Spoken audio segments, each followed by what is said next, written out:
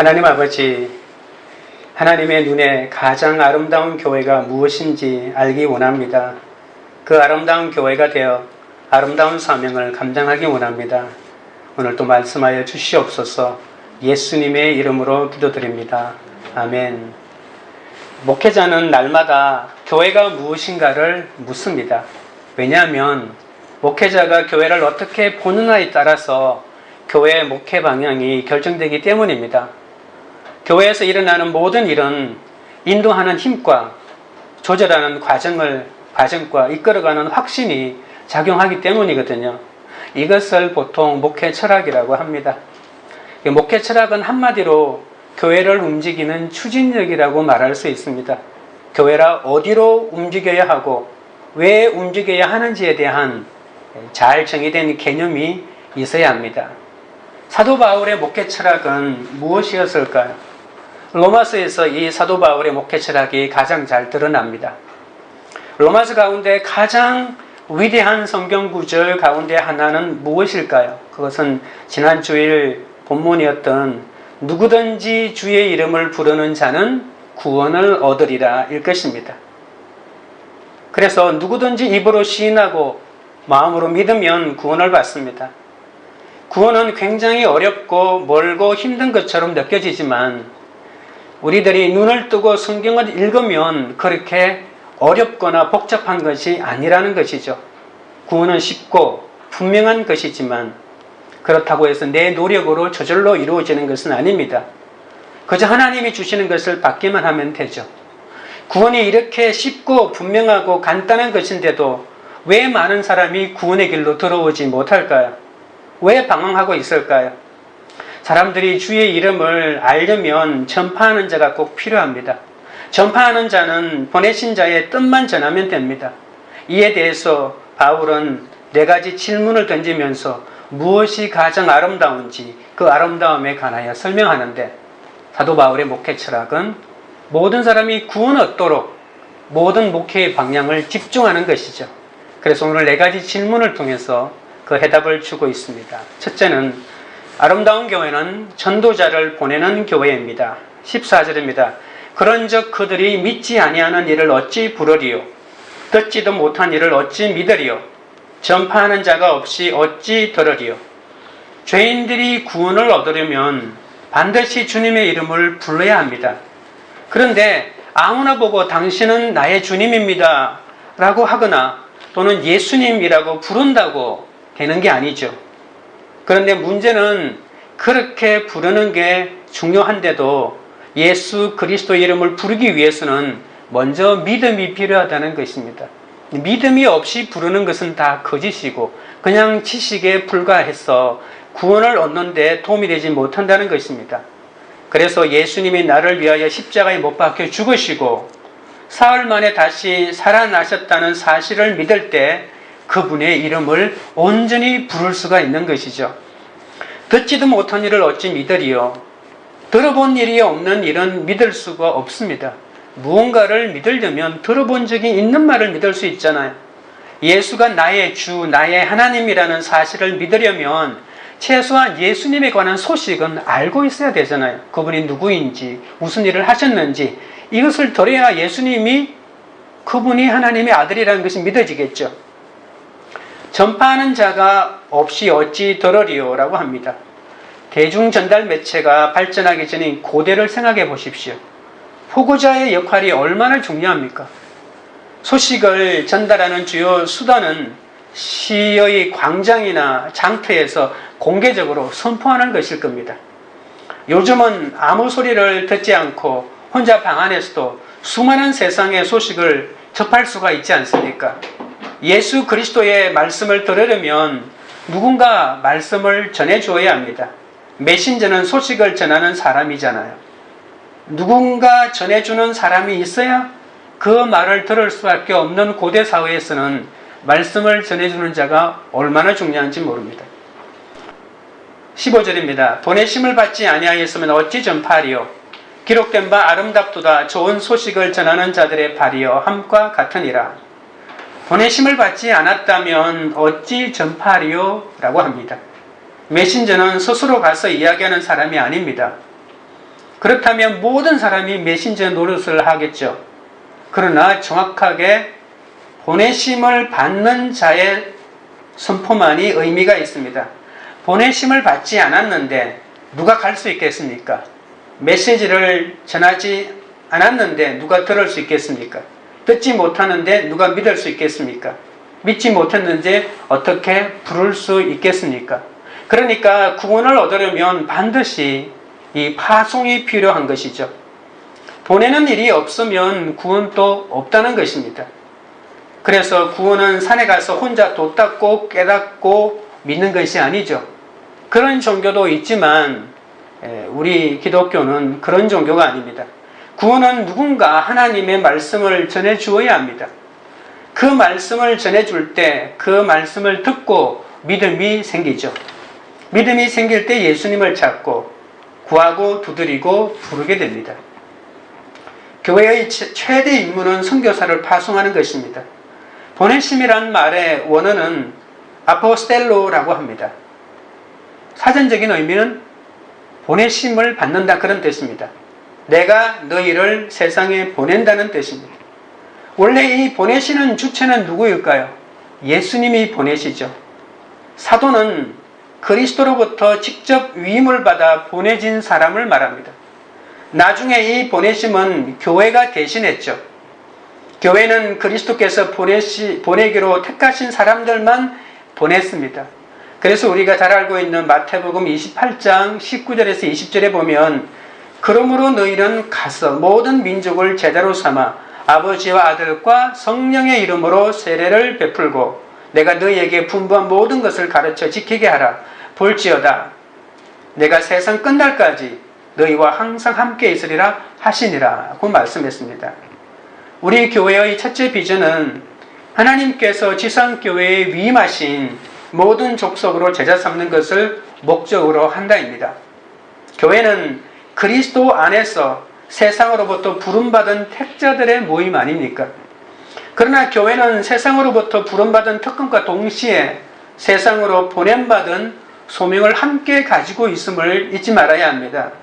지상의 교회가 존재하는 이유가 무엇일까요? 그것은 독특한 소명이 그에게 있습니다. 그것은 세상을 구원하시려는 하나님의 뜻을 이루어내는 것이죠. 지금 내가 부름받은 특권을 누리고 있다면 보냄받은 소명에도 순종해야 합니다. 교회는 세상으로부터 부름받은 하나님의 백성이요 또한 세상으로 보냄받은 그리스도의 제자입니다. 예수가 나를 위하여 십자가에 못 박혀 죽으셨고 부활하셨고 그리고 나의 죄를 용서하셨고 나를 하나님의 아들로 인치고 나와 함께 계시는 분이라는 이 복음을 전하러 가는 자의 발걸음은 성경이 무엇이라고 표현합니까? 가장 기쁜 소식은 바로 그리스도의 복음입니다. 이 소식을 전하는 자들의 발은 아름답다라고 이렇게 말합니다. 가장 아름다운 것은 복음을 전하는 자의 걸음입니다. 여러분 이것이 믿어지십니까? 죄와 절망 가운데 있던 우리가 예수님을 믿고 살아난 것보다 기쁜 소식이 있을까요? 그 기쁨으로 다른 사람들을 살리기 위해 찾아가는 발걸음이야말로 얼마나 아름답습니까? 바울은 전도 여행을 하면서 70여 개의 도시를 걸어서 다녔습니다. 가끔 배를 탈 때는 있었지만 그것은 어쩔 수 없이 바다를 건너려면 배를 탈 수밖에 없잖아요. 그 외에는 거의 대부분 여러분 터키가 얼마나 넓습니까? 그 터키 땅을 걸음으로 다녔던 것이죠. 별다른 교통수단이나 선교 자금도 없이 강도의 위험과 배고픔의 위험을 무릅쓰고 기쁨으로 그 길을 걸었습니다. 죄인인 자신을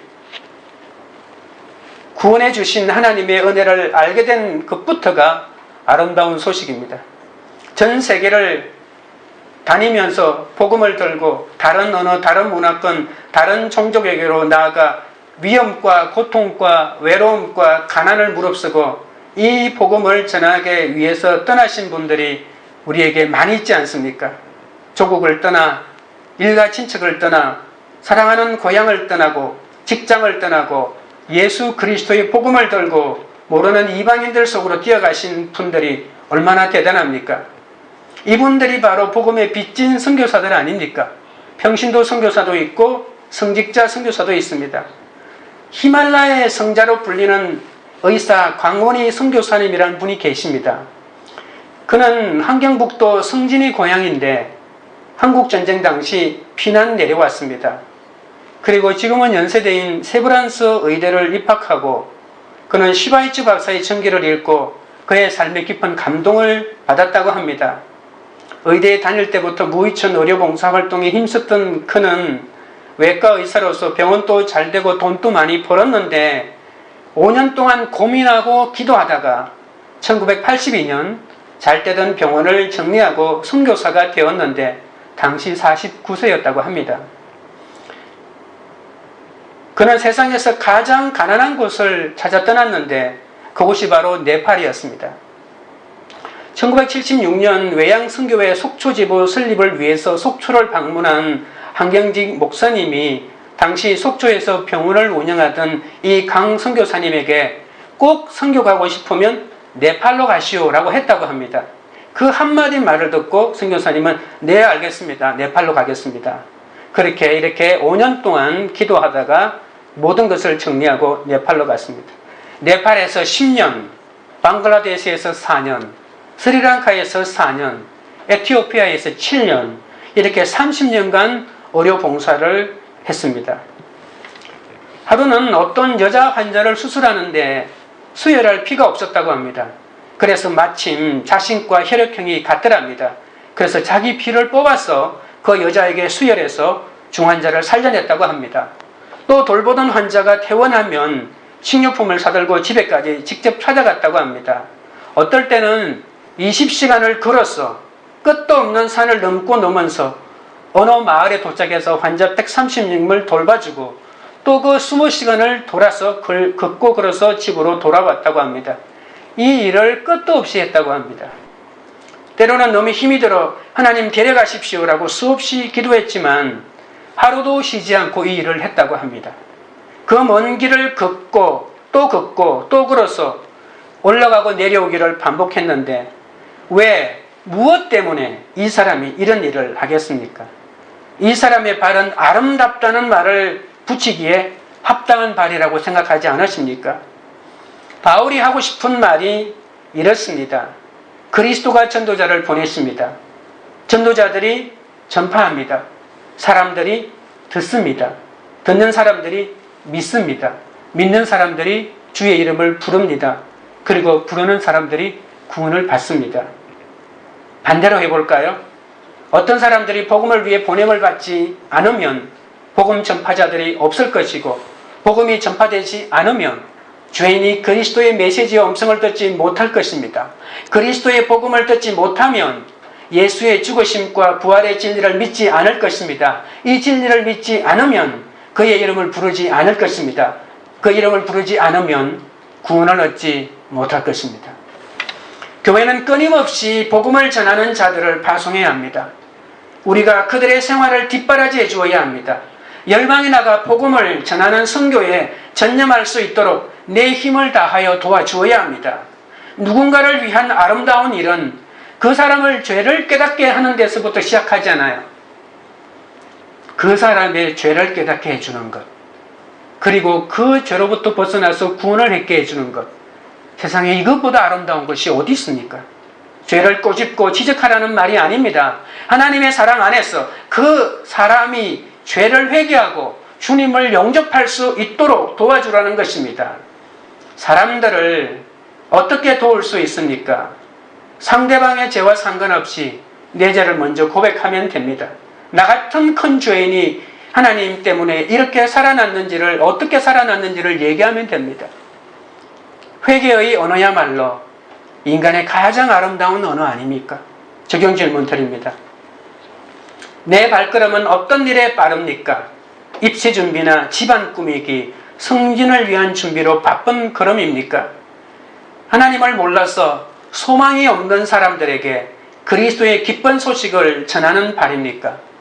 하나님이 보내신 삶의 자리에서 좋은 소식을 전하고자 내 발은 어떻게 뛰고 있습니까? 둘째는 아름다운 교회는 말씀을 듣는 교회입니다. 16절입니다. 그러나 그들이 다 복음을 순종하지 아니하였도다. 이사야가 이르되 주여 우리가 전한 것을 누가 믿었나이까 하였으니, 복음을 전했지만 모든 사람이 복음을 순종하지는 않았습니다. 순종하는 사람도 있지만 순종하지 않는 사람도 훨씬 더 많았습니다. 그 사람들이 대표가 바로 이스라엘입니다. 그들은 복음에 반응하지 않았습니다. 복음을 들을 수 없었던 이방인들은 복음을 받아들였지만, 복음을 받아들여야 했던 이스라엘은 복음을 거절하고 예수를 십자가에 못 박아 죽이기까지 했습니다. 그들은 왜 복음을 거부했을까요? 복음을 듣지 못해서 거부했을까요? 아니면 복음을 듣기는 들었지만 깨닫지 못해서 거부했을까요? 하나님은 온갖 방법으로 많은 사람을 통해 복음을 전하고 듣게 했지만 이스라엘은 받아들이지 않았습니다. 불행하게도 오늘날까지 하나님께 등을 돌리고 있습니다. 내가 열심히 다니면서 전파하고 듣게 해도 자녀가 순종하지 않고 배우자가 믿지 않을 수 있습니다. 자신은 교회 다니면서 믿는다고 하겠지만 이스라엘처럼 복음의 가치관대로 살지 않고 세상의 가치관을 쫓고 있는 사람이 있습니다. 그래서 진짜 복음이 안 들리는 겁니다. 이사야 53장에 예수님을 고난당하는 종으로 말하죠. 눈에 흠모할 만한 아름다운 것이 없다고 합니다. 눈으로 보면 복음과 복음을 전하는 자와 복음의 주체인 예수에게 아름다운 것이 아무것도 없다고 합니다. 멸시받고 버림받고 강고를 겪고 질고를 알고 징벌을 받아 찔리고 상하였다고 합니다. 내가 찔려본 적도 상해본 적도 없는 사람에게, 세상의 진정한 아름다움을 몰라보는 사람에게 이 복음이 바로 믿어질 리가 없습니다. 유대인들은 무조건 그들의 메시아는 왕이어야 한다고 생각했습니다. 모든 사람들이 올려다볼 그런 탁월한 왕이어야 한다고 생각했습니다. 그래서 그들은 이상적인 메시아는 다윗 왕 같은 사람이라고 생각했습니다. 군사적으로나. 그리고 가장 이스라엘이 부흥했던 그 시절을 다시 회복시켜주고 다시 만들어줄 그 메시아가 나타나기를 원했던 거죠. 그들이 죄로부터 구원받기를 원했던 것이 아니라 옛날 다윗이 왕으로 있을 때 이스라엘을 회복시켜 그 왕을 그들이 바랬던 것이죠. 그러니까 그들 눈에 제대로 된 메시아를 알아볼 리가 없었던 것입니다. 한국 교회도 십자가 복음에는 별 관심이 없고 모두 기복만 쫓아가고 자기 교회 느리기에만 관심을 쫓고 있는데 유대인들이랑 다를 것이 뭐가 있겠습니까? 17절입니다. 그러므로 믿음은 들음에서 나며 들음은 그리스도의 말씀으로 말미암느니라. 왜 이스라엘은 복음을 안 들었을까요? 성경을 꿰고 있어도 그리스도의 말씀으로 듣지 못하기 때문입니다. 하나님의 수많은 말씀, 그 모든 말씀을 암송하고 있다 할지라도 성경은 그리스도의 말씀으로 들어야 합니다. 예수님이 수많은 가르침과 기적을 베푸셨어도 그것을 그리스도의 말씀으로 못 들었습니다. 그저 목수의 아들 사생아의 말로만 들어서 예수님을 믿지 못했던 거죠. 여러분, 육신의 예수님이 설교하는 말을 들어도 그 그리스도의 말씀, 메시아의 말씀, 하나님의 말씀으로 들어야 깨달아지는데 그냥 끝으로 드러난 육체 보고 그냥 목수의 아들, 우리 동네 누구누구의 하는 아들 말 믿을 필요가 뭐 있겠냐라고 이렇게 했겠죠.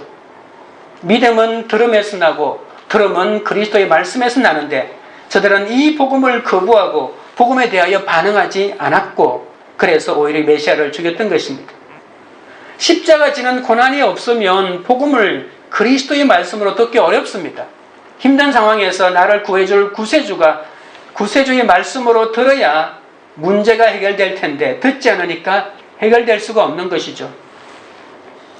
24살에 런던 대학을 졸업한 한 영국 청년이 있었습니다. 그는 토마스였습니다. 회중교회 목사의 아들로 태어나서 나이 20살에 영국 일대를 휘어잡았던 웨일즈 부흥운동을 경험했습니다. 그래서 나이 20살에 이 부흥운동을 경험하고 가슴이 불타오르기 시작했고 복음의 열정으로 불타올랐습니다. 그의 비전은 중국 선교사였습니다. 임신 중인 사랑하는 아내 캐롤라인과 함께 추운 겨울에 바로 중국에 도착했습니다. 날씨가 너무 추워서 따뜻한 곳을 찾기 위해서 토마스는 아내를 두고 잠깐 따뜻한 항구로 내려와서 살 집을 찾고 있었는데 갑자기 아내가 있는 곳에서 비보가 들려왔습니다. 아내가 죽었다는 것입니다. 토마스는 시대에 빠져서 선교사를 사임한다는 편지를 영국으로 보내고 선교사를 그만두었습니다. 그리고 중국 세관의 통역관으로 취직을 해서 8개월 동안 일하게 되었는데 그 8개월 동안 세관에 있으면서 그 지금 말하면 시누이 같은 것을 만들어서 이 토마스가 이 언어에는 아주 탁월한 천재였다고 합니다. 중국어를 배워가지고 그들에게 설교를 하다가 8개월 동안 시누이의 설교를 하다가 다시 복음의 열정이 불타올랐던 것입니다. 그래서 그가 발견한 비전은 조선에 성경을 전달해주는 이 사명을 가지게 되었습니다.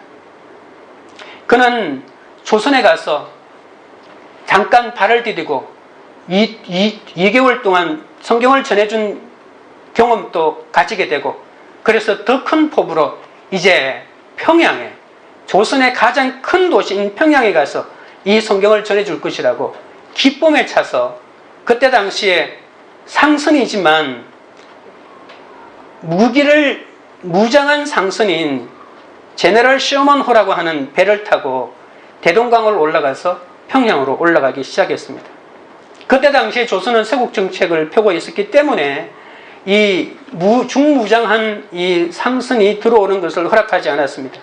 그래서 조선군과 엄청난 전투가 벌어졌죠.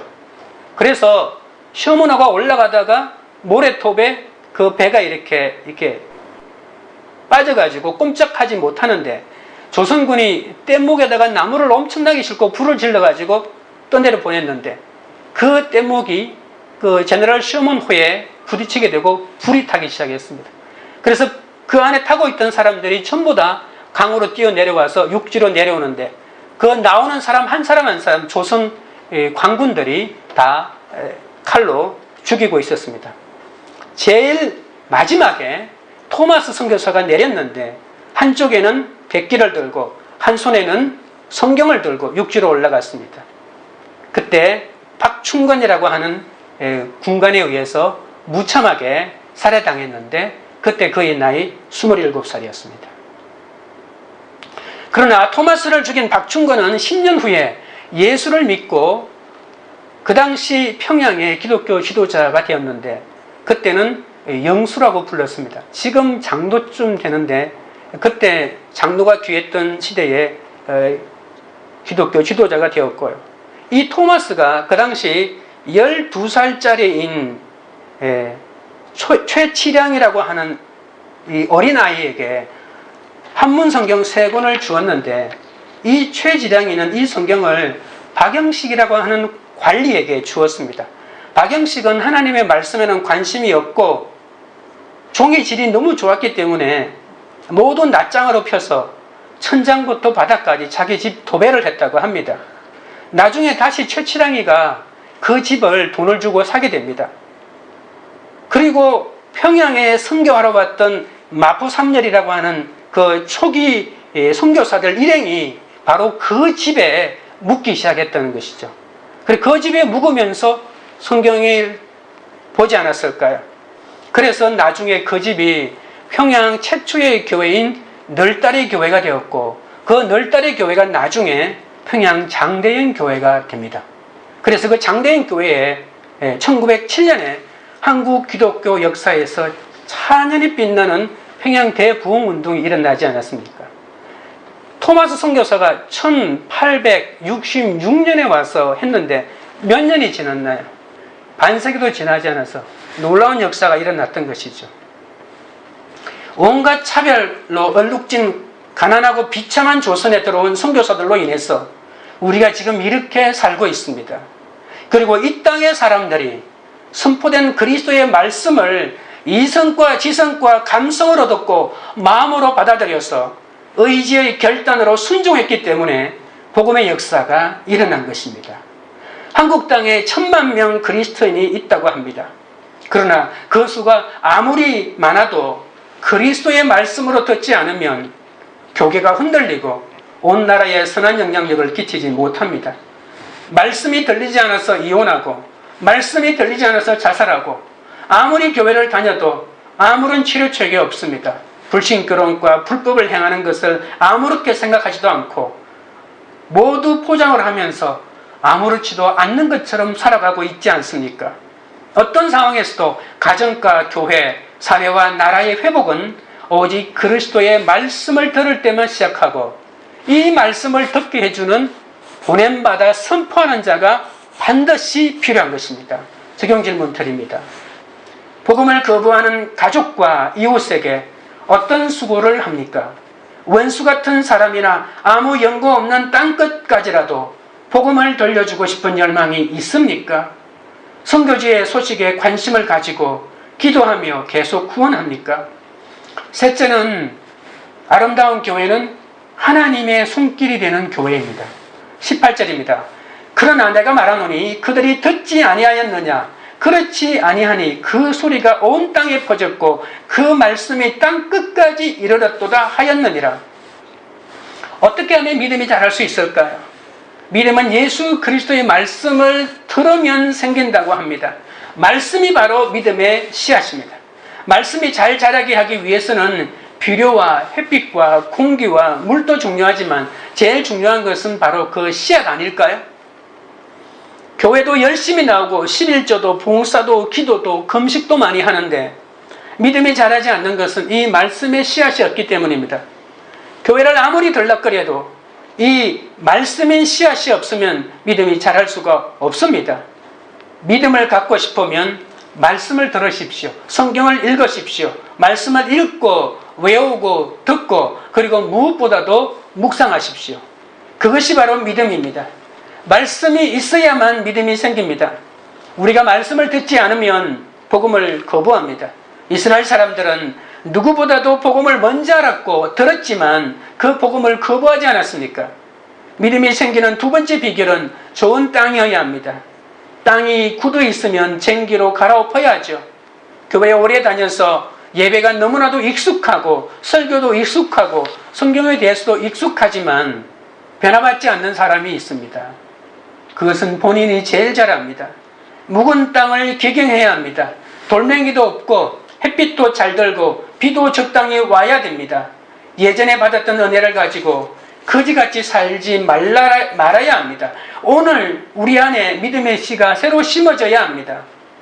여러분, 농사는 매년마다 새로 씨앗을 뿌려야 자라지 않습니까? 그런데 10년 전에 뿌려서 거둔 한번 거두어 먹은 그 밭에 아무것도 안 나는데 계속 10년 전에 뿌려놓은 씨앗만 믿고 그곳에서 내가 뭔가를 계속 거둘 수 있다고 착각하고 있는 것이죠. 믿음이 자라게 하고 열매가 맺도록 능력 있는 삶을 살아야 합니다. 19절입니다. 그러나 내가 말하노니 이스라엘이 알지 못하였느냐? 먼저 모세가 이르되 내가 백성 아닌 자로서 너희를 시기하게 하며 미련한 백성으로서 너희를 노엽게 하리라 하였고, 이스라엘은 듣지 못해서 몰라서 메시아를 거부한 것이 아니라고 했죠. 이스라엘은 메시아에 관한 얘기를 듣고 알았습니다. 메시아가 처녀에게 잉태될 것도 알았고 탄생의 장소도 알았고, 그렇지만 이스라엘은 교만했고 완악했기 때문에 이스라엘을 거부한 것이죠. 설교도 듣고 성경 공부도 하는데 신앙생활이 고장날 수가 있습니다. 답답하고 기쁨이 없는 것이죠. 예수 믿는 게 습관입니다. 그래서 무기력합니다. 자꾸만 죄를 짓습니다. 몰라서 죄를 짓는 걸까요? 알면서도 자꾸 죄를 짓는 거죠. 하나님보다도 세상을 좋아합니다. 자기 영혼이 감옥에 갇힌 것 같은 그런 느낌이 들 때 교회에 오래 다니면서도 오히려 더 완악해질 수 있습니다. 늘 자신을 변명합니다. 죄인은 자신의 허물을 볼 수 없기 때문입니다. 자기 허물을 보는 사람은 남의 허물에 대해서 야단을 치지 않지 않습니까? 자기 허물이 보이지 않기 때문에 늘 남의 허물을 가지고 덜추어내고 야단을 칩니다. 20절입니다. 이사야는 매우 담대하여 내가 나를 찾지 아니한 자들에게 찾은 바 되고 내게 묻지 아니한 자들에게 나타났노라 말하였고, 하나님은 이사야에게 사명을 줄 때 아무도 아무리 말씀을 외쳐도 아무도 그 말씀에 반응하지 않을 것이라고 말해줍니다. 그러나 이사야는 하나님을 배척하는 이스라엘에게 열심히 복음을 외쳤습니다. 그러다 보니 이사야는 매우 담대해졌습니다. 이 담대함이 생기면 사역의 범위가 넓어져서 찾지 아니하고 묻지 않는 자들에게도 복음을 전하게 되었던 거죠. 여러분, 교회를 개척하고 내가 말씀을 전하면 수많은 사람이 몰려들 것이라고 생각하면 그 사람들을 의식하게 되겠죠. 그러나 이사야 에게서처럼 네가 복음을 전해도 아무도 안 들을 거야 라고 이렇게 하니까 듣든지 말든지 담대하게 복음을 전하는 담대함이 생긴 것입니다. 내가 배척을 받고 어려움을 당하면 도리어 영적인 범위가 넓어지는 것이죠. 그래서 우리는 좀 더 이렇게 배척을 많이 당하기 위해서도 복음을 좀 더 담대하게 전해야 할 것입니다. 온 집안이 다 잘 믿고 서로 믿음이 좋다고 칭찬을 받으면 복음의 지경이 넓어지지 않습니다. 우리 집 아이들만 보아도 다 예수 믿는 집안에 예수 안 믿는 친척들은 멀리 있으니까 자기 학교의 아이들이 다 예수 믿는 아이들이니까 그들이 믿음이 좋을 것 같지만 이 복음의 지경이 넓어지지 않는 것입니다. 그래서 말씀을 나누고 적용을 할 때도 믿지 않는 자에게 복음을 전하는 거 믿지 않는 자가 누구냐고 하니까 믿지 않는 자가 생각이 안 나는 거예요. 학교 친구들이 다 믿으니까. 그러니까 이게 믿지 않는 자에게 복음을 전하는 이 지경이 너무나도 좁아져서 매일 하면 만날 수도 없는 어디 양산 사는 어떤 친척 누구 이름만 계속 되거든요. 그러니까 구원에 대한 절박함이 안 생기는 거죠. 내 식구가 예수를 안 믿고 남편이 안 믿고 남편이 늘 아버지가 늘 사고를 치고 늘 자신들을 괴롭히고 그리고 자식이 안 믿으면 그래야 부모에게 자녀에게 이렇게 구원에 대한 절박함이 생기지 않습니까? 복음 때문에 배척을 받는 것이 나를 크게 서시려는 하나님의 축복일 수가 있습니다. 21절입니다. 이스라엘에 대하여 이르되 순종하지 아니하고 거슬러 말하는 백성에게 내가 종일 내 손을 벌렸노라 하였느니라. 하나님은 이스라엘이 순종하지 아니하고 거슬러 말해도 사랑하십니다. 그 백성을 향해 종일 손을 내밀고 기다리십니다. 도살장에 끌려가는 양의 모습을 생각해 보십시오. 틀 깎는 자 앞에서 잠잠한 양과 같이 인류의 모든 죄 앞에서 예수님은 십자가를 지고 순종하시지 않았습니까? 온종일 손을 벌리시고 기다리시는 하나님을 떠올려 보시기 바랍니다. 아직도 돌아오지 않는 이스라엘이지만 하나님은 변함없는 사랑으로 그들을 향해 손을 벌리시고 오늘도 기다리십니다. 이스라엘이 하나님을 배척함으로 복음이 이방인 우리에게 나타났으니 그 은혜로 감사할 수밖에 없습니다. 그리고 언젠가는 반드시 이스라엘이 다시 회복되어 영적 장자가 되겠죠. 교회도 마찬가지입니다. 우리의 지금의 교회의 모습은 이 믿지 않는 사람들을 향하여 끊임없이 하나님이 손을 펼치고 계신데 교회가 그 하나님의 손길이 되어야 합니다. 강은희 선교사님은 2011년에 신앙 에세이 히말라야 수다이츠라고 하는 책을 펴냈습니다. 그 책에서 이렇게 말합니다. 하나님이 부르실 때까지 그렇게 섬기며 살면 되는 것이다. 그러다 보면 하나님이 부르시는 장소가 한국일 수도 있고 네팔일 수도 있다. 하나님이 나를 부르실 장소가 어디든 무슨 상관이겠는가. 언제 어디서라도 하나님이 부르시면 그 부르심을 따를 뿐이다. 살아도 천국이고 부르시면 정말 천국에 가는 것이 아닌가라고 고백했습니다. 또한 그때 당시 나이가 80이었는데 80을 바라보는 나이인 2011년에 연세대 간호학과 출신인 아내와 함께 네팔로 3번째 의료 선교를 떠났습니다. 그러면서 이렇게 말했습니다. 하나님께서 내게 날개치는 녹수리 같은 힘을 다시 주셨고 지금 마음 같아서는 앞으로 10년은 좋게 더 사역할 수 있을 것 같다. 나는 하나님이 부르실 그날까지 한 사람이라도 더 살리는 삶을 살기를 소원한다. 우리는 이처럼 나이와 상관없이 우리의 삶으로 하나님이 내미시는 손길이 되어야 하고 더욱 우리 교회는 이런 하나님의 대신 내미는 손길이 되어야 합니다. 하나님 아버지께서 이스라엘 때문에 얼마나 많은 고통을 당하셨는지 모릅니다. 하나님은 이스라엘이 수천 년 동안 말씀을 안 듣고 속을 썩이니까 시기하게 노엽게 하시고 때로는 달래기도 하셨습니다. 그러면서도 돌아오시기를 종일 손을 벌리고 기다리십니다. 만약 내가 교회를 떠났다가 다니다가 떠났어도 하나님은 언제나 두 팔을 벌리고 기다리십니다. 여러분 중에 이스라엘처럼 예수를 오래 믿었지만 실족하고 상처를 입어 하나님께 순종하지 못하고 거슬러 말하는 자들이 있습니까? 온종일 손을 벌리시고 기다리시는 하나님을 떠올리시기 바랍니다. 그분께로 돌아오십시오. 다시 돌아오십시오. 남의 허물을 보지 말고 자기 허물을 보기 시작하십시오. 그러면 다시 하나님의 사랑이 깨달아질 것입니다. 적용 질문 드립니다. 나의 믿음 때문에 나를 핍박하는 가족, 직장 동료가 있습니까?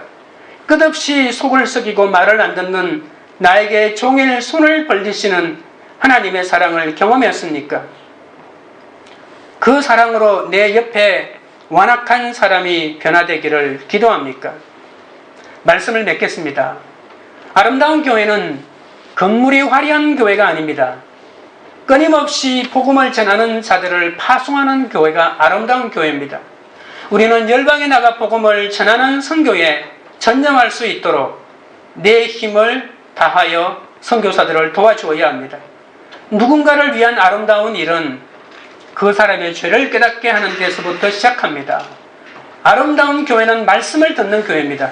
말씀이 들리지 않아서 자살하고 말씀이 들리지 않아서 교회를 다녀도 아무런 치료책이 없는 것입니다.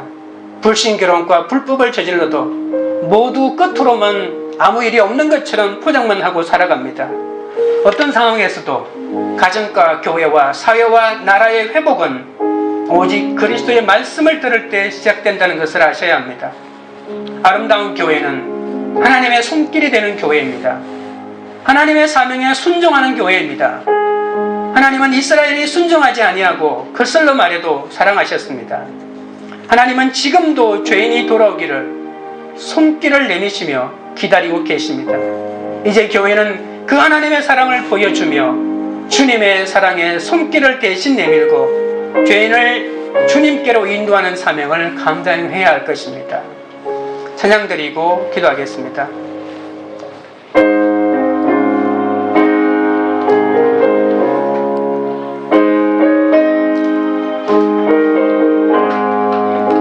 푸른 바다 낯선 이 몸 어디든지 가오리다. 괴로우나 즐거우나 주만 따라가오리니 어느 누가 막으리까 죽음이 힘들 막으리까 어느 누가 막으리까 죽음이 힘들 막으리까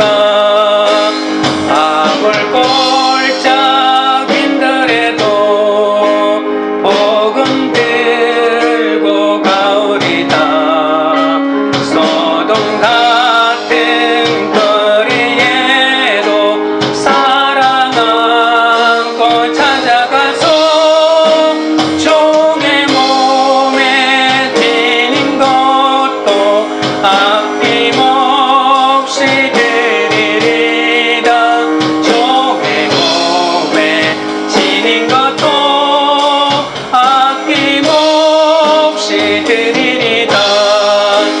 종기 영광 모든 권세 주님 홀로 받으소서. 멸시천대 십자가는 제가 지고 가오리다. 이름 없이 빛도 없이 감사하며 섬기리다. 이름 없이 빛도 없이 감사하며 섬기리다. 여러분 기도하실 때 내 발걸음이 입시 준비나 집안 꾸미기나 승진을 위한 준비로 바쁜 걸음을 내는 것이 아니라 하나님을 몰라서 소망이 없는 사람들에게 하나님이 보내신 삶의 자리에서 그리스도의 좋은 소식, 기쁜 소식을 전하는 발휘해달라고 기도하겠습니다. 복음을 거부하는 가족과 이웃에게 필요한 수고를 하게 해달라고, 원수 같은 사람이나 아무 연고 없는 땅끝까지라도 복음을 들려주고 싶은 열망이 생기게 해달라고, 선교주의 소식에 관심을 가지고 기도하며 계속 구원하게 해달라고 기도하겠습니다. 나의 믿음 때문에 나를 핍박하는 가족이나 직장이나 동료가 있더라도 끝없이 속을 썩이고 말을 안 듣는 나에게 종일 손을 벌리시는 하나님의 사랑을 경험하게 해달라고, 그 사랑으로 내 옆에 완악한 사람이 변화되게 해달라고 우리 주의 세 번 부른 다음에 기도하며 나가겠습니다. 주여, 주여, 주여. 거룩하시고 영원하신 하나님 아버지여, 내 발걸음이 세상의 편안을 찾는데 사용되지 않게 하여 주시고, 하나님 아버지여, 오직 하나님을 몰라서 소망이 없는 사람들에게 하나님이 보내신 삶의 자리에서 그리스도의 좋은 소식, 기쁜 소식을 전하는 발이 되게 해달라고 아버지 하나님 인도하여 주시옵소서. 복음을 거부하는 가족과 이웃에게 필요한 수고를 하게 하여 주시옵소서. 원수 같은 사람이나 아무 연고 없는 땅끝까지라도 복음을 들려주고 싶은 열망이 생기게 하여 주시옵소서. 선교주의 소식에 관심을 가지고 기도하며 그들을 위하여 구원할 수 있도록 인도하여 주시옵소서. 나의 믿음 때문에 나를 핍박하는 가족이나 직장 동료가 있더라도 끝없이 속을 썩이고 말을 안 듣는 나에게 종을 손을 벌리시는 하나님의 사랑을 경험하게 하여 주시옵소서. 그 사랑으로 내 옆에 완악한 사람이 변화되는 은혜를 경험할 수 있도록 주 아버지 하나님이 쓰여 인도하여 주시고 주님 붙잡아 주시옵기를 주여 바라옵고 원합니다. 거룩하신 하나님 아버지, 하나님께서는 가장 아름다운 것이 복음을 전하는 발이라고 하셨는데도 저는 날마다 외적인 아름다움을 구하고 끝으로 드러난 아름다운 사람이 되려고 애쓰면서 또한 세상의 화려함을 부러워하기만 했사오니 주여 용서하여 주시옵소서. 주님의 사랑을 알았다면 이제는 전파하는 자가 되어야 하는데 주 아버지 하나님이 쓰여 전하는 자가 되게 하옵소서. 강원희 선교사님처럼 주님의 보내심에 귀를 기울이게 하여 주옵소서. 그리스도의 말씀을 듣고 믿음으로 모든 사람에게 땅끝인 이스라엘과 북한과 같은 땅끝까지 도저히 복음을 받아들이지 않는 내 식구들에게 복음을 전할 수 있는 은혜를 내려 주시옵소서. 주여, 내 발이 기도의 발이 되게 하시고 후원의 발이 되게 하시고 성림이 발이 되게 하여 주시옵소서. 열방으로 죽어가는 영혼들을 찾아가는 아름다운 발이 되도록 복 내려 주시옵소서. 지금은 남편과 자녀들과 내 식구들이 복음을 듣지 않아도 내가 배척받음으로 복음의 지경이 넓어져서 또 다른 이들을 전도하고 나가게 하여 주심을 믿습니다. 나도 내 식구들을 끌어안을 수 있도록 은혜를 더하여 주시옵소서. 열방의 모든 사람이 사랑의 복음에 들어와 하나님의 품에 안기는 자들이 될 수 있도록 역사하여 주옵소서. 열방을 살려주시옵소서. 열방에 구원의 은혜를 베풀어 주시옵소서. 그 일을 위해 전파하는 자의 아름다운 발이 되도록 우리를 이끌어 주시옵소서. 믿음은 들음에서 나면 들음은 예수 그리스도의 말씀으로 만미한다고 하셨습니다. 말씀을 듣고도 말씀을 알고도 완악해지고 불순종하고 거슬러 말하는 이 완악한 세상을 향하여 사도 바울처럼 눈물을 흘리고 그들 때문에 하나님의 손길을 온종일 펴는 그런 하나님의 사람이 되게 하여 주옵소서. 광교우리들 교회가 말씀을 함께 듣고 나누는 공동체가 되게 하셔서 날마다 믿음이 자라게 하시고 복음을 전하는 자의 발이 되도록 인도하옵소서. 내 가족에게로 가는 발이 되게 하여 주시옵소서. 광교와 흥동으로 열방으로 가는 발이 되게 하옵소서. 우리를 향해 온종일 구원의 손을 벌리시는 하나님의 말씀을 듣고 믿음으로 순종하여 이 사명을 감당하는 그런 공동체가 되게 하여 주시옵소서. 예수님의 이름으로 기도드립니다. 아멘.